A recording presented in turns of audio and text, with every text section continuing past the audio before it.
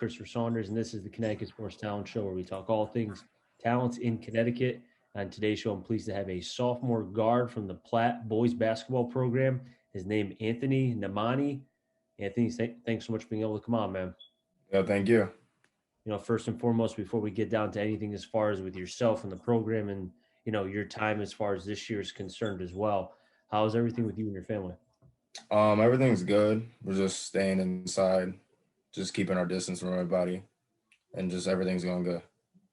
How was it as far as during when everything was shut down and the pandemic and such? I know the pandemic is still going on, but as far as when everything was shut down, you couldn't go anywhere. How was it with everybody in the house? I mean, how did you guys even stay sane during it all? I think we mostly just stayed inside, tried to just cause it was all over the news and everything, so we just followed our the directions and everything. So yeah.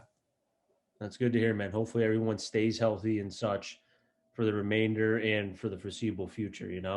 hmm Now, looking at you specifically now, mainly I know with a lot of sports, typically guys gravitate towards a certain sport and they stay with that sport. For Yeah. you growing up, was basketball your main sport, the calling, or was it other sports?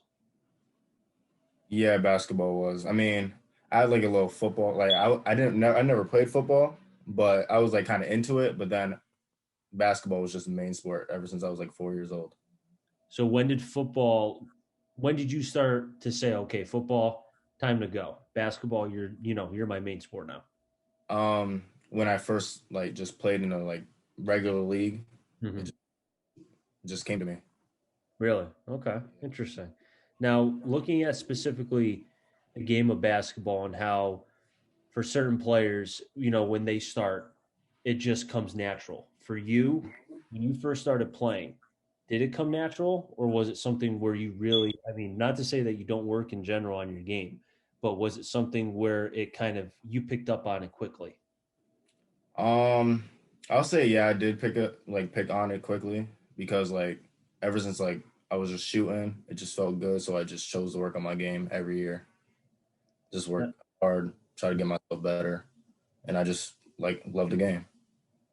Was there anybody as you were growing up who you idolized or, really admired the game and kind of mold your game, which you currently have right now? I mean, one person growing up was Carmelo Anthony. He it was he was the first player I really truly liked, hmm and just he had a dog mentality, wanted to score. He just scored a lot, and I enjoyed it. Now, were you watching his career? Did you follow it all the way through from, his time with the Nuggets, then with the Knicks, the Trailblazers, and so on? Were you kind of watching him throughout and seeing him change as a player and thought, okay, well, I see how he's adapting, so that's something I can kind of take into my game as I continue to grow, even at a young age? Yeah, I definitely seen like the way he was adapting to the league and how he's just progressively getting better, no matter how old he got or anything. Mhm. It inspired me. Now, looking at yourself as a young basketball player, even before you got the Platt, and I know you're 6'2" right now. Yeah. When when did you hit your growth spurt? Because I know for a lot of players, typically they hit it at, fifth grade, sixth grade. Some hit it even later. So for hmm you, when did you really start to grow as a basketball player? I'll say eighth grade, like beginning of eighth grade, because before I wasn't really that tall. Mhm. I was like a good 5'6", but then eighth grade, I grew like three inches. Then my freshman year, I was like a good 5'10", 5'11", and then I grew up to 6'2" right now. Is there any adjustments that you had to make as far as your game was concerned because you were growing? And because I know being in, I know with pitchers when they grow, and I know I've talked to, baseball players who have grown from 5'10" to 6'4", 6'5" in a matter of a year. And their mechanics, they Mhm. had to try to find themselves physically and mentally. For you, was that the same thing? I mean, I'll say a little bit because I also did get a lot linky because I'm a really linky kid. Mhm. are really long, so they got longer. And I guess it was kind of hard.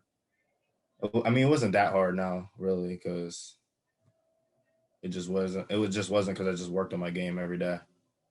Now you keep talking about working on your game. What before you got to Platt, what was your main focuses with your game that you wanted to improve on? Um, Shooting, and then like my overall athleticism and my like just trying to dribble the ball as fast as I could. Now you're shooting with the game, changing as we're seeing with Steph Curry, Damian Lillard shooting from mid-court. I mean, they could basically shoot from all the way behind the other side of the court. Yeah, it's crazy. Yeah, it's amazing, man. Have you is that something that has kind of rubbed off on you, or are you the more prototypical looking at 15 years ago guard where obviously you can shoot, but you focus on trying to go around the inside the 3-point line rather than out? Yeah, I like shooting mid ranges a lot. So I always try to get to the bucket. Mhm. But like when I'm open, I'll definitely shoot the three. It's like that's no question. Now, looking at the game again, I go back to the point about the game changing. I know specifically, like you mentioned, going to the cup. That's been Mhm. what was, at least in my opinion, I thought the biggest part for any basketball player. But you look at the analytics, they say, oh, well, why go to the cup for an easy two when you could shoot a three? Three beats Yeah. a two anytime. I know you mentioned how you like to shoot threes. If there's an opportunity, or more so if you're going into a game, is your main objective to shoot as many threes or just try to get to the 3-point line, or is it more so I want to drive to the cup and get those points? I'll say driving first because like you kind of want to work your way up, trying to get like warmed up for a game, like in the middle of the game.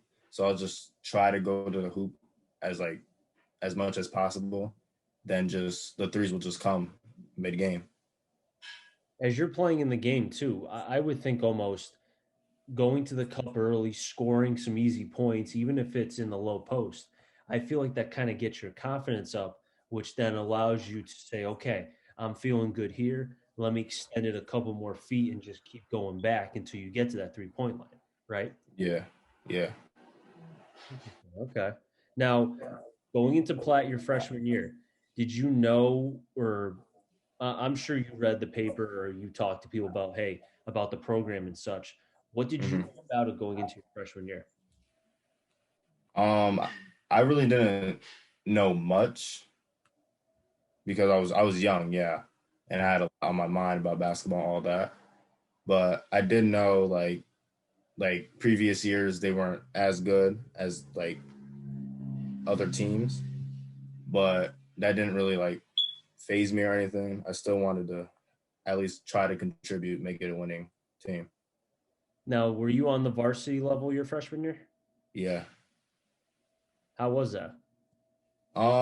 At first I just needed to get used to it. I came off the bench, but then after I was getting used to it, he started me and then it just went off from there. Now, for people who may not know, who is he that started you? Shawan Moncrief. There you go. A guy I've had on my podcast before, and he spoke very highly of you, and we'll Yeah. get to that later on. Um, Looking at kind of again, you mentioned about how the lack of wins have been there for Platt, and you came off the bench your freshman year. How? Because I don't know what it was like for you before you got the Platt as far as wins and losses, but how was it dealing with not having the success right away, and also being on the bench and seeing that? Because I'm sure you were chomping at the bit to say, I want to get out there. I can help this team. I can do something. Um, I mean, I felt like after like seeing like how the program is, I just wanted to just help, like try to get us a win, make us a winning team. And then after Coach Moncrief saw that, he let me start my first like the first game I started. He just let me start the whole season because he knew I wanted to win. What were the conversations like with Coach Moncrief your freshman year? Because as a young basketball player, you can be very impressionable, and I'm sure you still are now. And for the amount of success that Coach Moncrief has had from his time, he played with Scott Burrell. I'm sure he's mentioned that to you, who was Yeah. on 30 for 30, played with Michael Jordan, won multiple championships. Now he's coaching in hmm college. when he says something, I'm sure it resonates with you, you know? Yeah. Our conversations, he'll just usually just talk about like his past and like what he did and like how he could just help me and make me just a better basketball player. And at the end of your freshman year, what were the things that he felt like you could have improved on going now into your sophomore year? I'll say being a better leader and being more patient because like sometimes I have some moments where I just felt like I wanted everything fast, but it just takes some time. And he told me that, so I accepted it, and I'm just still working on my game. Everything fast. You can correct me if I'm wrong here, but are you talking about the speed of the game? Yeah, Okay. Because again, being a young player, and even going back to when I was playing all the way through college, there were times where I felt like, because I played baseball all the way to the end, and I yeah. felt like the game even sped up on me. And for a young Hmm. player like yourself, how challenging was that your freshman year to not try to do too much and to try to do things just 1 second, one play at a time? I mean, it was hard to adjust to it, but like I was starting to understand how high school is and like what kind of basketball it is because it's a whole different ball game. Now, as far as understanding it, was it just you needed the reps in order to get things to slow down, or was it the amount of games? You know what I'm trying to say? Yeah. Usually it didn't really take that long because I just like talk to myself. I just try to get myself mentally prepared for like what is coming up. Mhm. So I kind of just adapted it really. Interesting. Okay. Now, end of your freshman year, you're excited. I mean, I know what happened with the pandemic and as far as the season being Yeah. canceled and such, but I'm sure even before that, you were thinking, okay, really have an opportunity to be able to now go into my sophomore year, really have these big aspirations. COVID-19, Yeah. what were you doing during that pandemic to make sure that you were staying on the top of your level? Because there's guys who were sitting on the couch not doing work while others were making sure that they Yeah. were ready, trying to stay ahead. I mean, once COVID hit, I just tried like like the first day I was just trying to find chords, trying to do something, trying to get myself moving, try to lift, try to do all that. I was doing mad push-ups, all that, try to get extra reps in. And Coach Moncrief mentioned to me how you were sending him videos of you working out, the shooting videos, all that kind of stuff that he was getting from you. And in doing that, did you ever feel like there were days where maybe it was for naught because you didn't know at the time if there was even going to be an opportunity for a basketball season? Um, I didn't really like think about giving up or anything. I just kind of just had hope. So I just kept working on my game, trying to get better, and I'm still doing that now. Were you in contact with your teammates during the shutdown part of the pandemic, just trying to see Last what their minds were? last year, Hmm. our whole like varsity team was basically seniors, so they just graduated, and I didn't really talk to them as much, but I did talk to them like some of them, and I still just kept working. Because like you said, Coach Moncrief mentioned how to work on going into now your sophomore year to work on certain things. One being a leader. When Hmm. he said that to you, and reason why I said that as far as talking to your teammates, one thing as a leader to do is to try to keep the guys together, but also Yeah, during the crisis situation, make sure everybody stays on the same page and not one person is going here, another person's going there. So during that time, as being now one of the better players and two a leader in the Platt basketball program, how did you make sure that everybody was on the same page? um I just kept texting everybody, trying to make a move, just trying to get their head in the game, just trying to help them get better. Okay. Now, the news with the CIAC about basketball being allowed to be played and so on and so forth. When you heard the news, what was your first thought? I was excited. I just couldn't wait because I just had a feeling we would do better this year, a lot better since last year. So going into it, I was excited. I just couldn't wait to play. And what was your reasoning to think that you guys would be a lot better than the previous year, knowing that you guys graduated as seniors? We I just knew like a lot of people were on the same page and we all just kept working. Mm-hmm. So I was feeling very confident about the season. And how was it like the first couple practices with the masks? Because I know that's been a big adjustment. How was that for you and the players, your teammates, dealing with that? It was very hard to breathe because we ran a lot and just ran a lot, so it was just hard to breathe, to be honest. And how long did it take to adjust? Practice, two practices, three. I mean, we practice every week, so I'll say like by the next week, I think everybody got used to it Mm-hmm. and because kind of just adapted. Was Coach Moncrief one to know when to push you guys, but also know when to kind of take the foot off the gas pedal a little bit Yeah, he did. because of the mass? Yeah, he did. Okay. I think that's smart because again, wearing the mask. I mean, I've worked out with a mask plenty of times. It's hard, and I can only imagine how it is for you guys because playing basketball and the heavy breathing and exerting so much energy, especially during games. Yeah, it's very difficult to breathe. I mean, but we still push through it. We still try to fight, and yeah, Okay. Now, looking at as far as the what you guys have done so far, guys had one good game, one not so good game, and then you played Newington. Okay. yeah, Newington, first three quarters looked like Platt was on their way to a win. But then the fourth quarter happened. And yeah, I mentioned to you before we started this recording, Platt had the pieces, yourself and others, like I've mentioned in my previous tweets. But yeah, looking at you guys, do you think the next step for Platt is knowing how to finish games? Because you guys seem like you start out pretty well, but it's yeah. that tail end of games that maybe Platt has struggled a little bit.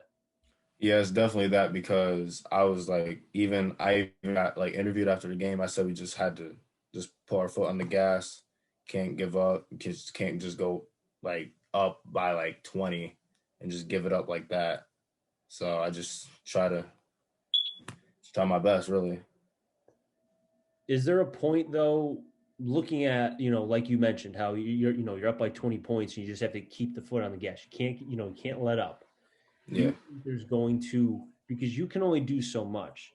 And I think this goes back to allowing your teammates to also pick you up and help you because you cannot do all the work yourself.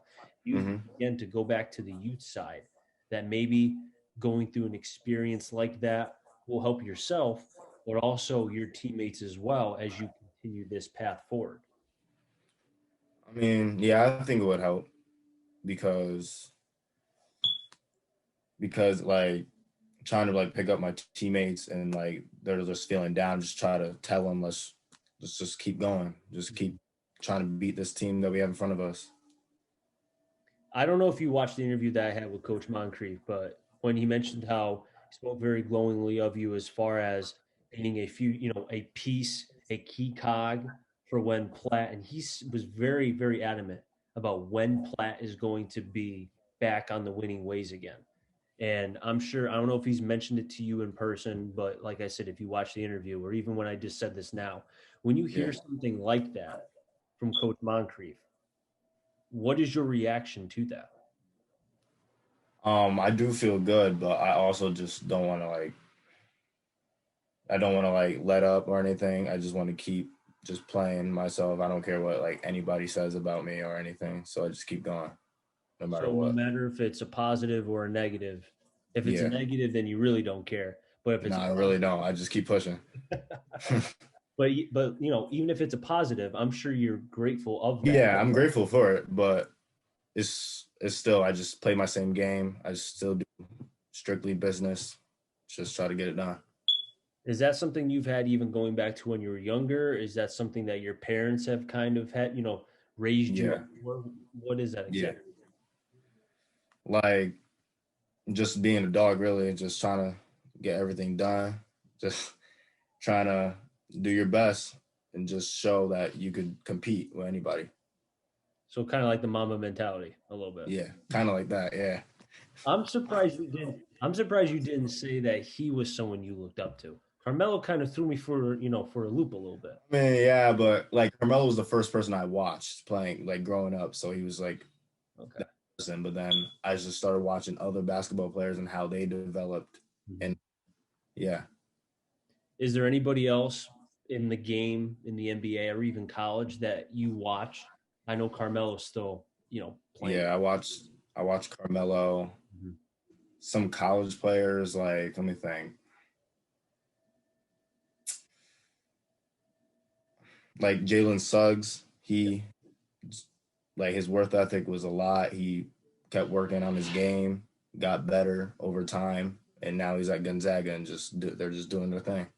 Oh, he's a one and done. He's Yeah, probably gonna be picked number one overall. definitely. Either him or Cade Cunningham. Yep. And Cunningham plays for Oklahoma State. Yeah, Yeah, dude. I've watched him play a couple times. I still think Suggs is the best in my opinion, but hmm Cunningham is not far behind. yeah, definitely not. Like, okay, since we're on the subject of those two, I know we're getting off Yeah. subject, but who cares? When you see those guys and the fact that Cunningham has the ability, because I think Suggs has a better shooting touch than Cunningham, hmm but it seems like Cade has the ability to know when a lane is going to be open, and he just Yeah. finishes with such pure ease. Like when you see that, are you like, wow, I want to do that? Yeah, I definitely do that because like I look at even at NBA players, even like players I even play, like they hit me with a good move. I want to do that. Like I want to do it better than them. So I just work on it always. And that move you speak of, or any move, Mhm. do you try it during games, or is it like, no, no, no, I'm going to do it in practice until I'm confident, and then I'll deploy it in a game? Definitely do it in practice first because you want to get it perfected for you. That's a smart answer. I'm sure Coach Moncrief would like that. Definitely. He'll definitely like that. Oh, 100%. Hey, Anthony, just about running out of time. I really do appreciate you coming on. One Yeah. more question for you, real quick. As far as the rest of the season and for you, your last 2 years, as far as your junior and senior year, I know Yeah. can't project in the future, but I think it's good for people who will be watching this either from Meriden or Platt and so on who will be watching this, like I said. Yeah. What can they expect from you, not just what's left of this year, but hmm hopefully a COVID-free junior and senior year from you? They could expect me working very hard, trying to just get better, and I'm gonna get better over time, and just gonna see me do a lot in the future. And what is the goal that you have for yourself? And also, what is the goal that you have set for the program? Because I know you love the Platt Boys basketball program. Um, just trying to go as far as we could. Try to at least try to get a state championship. Hopefully, if we just keep working, keep rebuilding, all that. And what's your goal?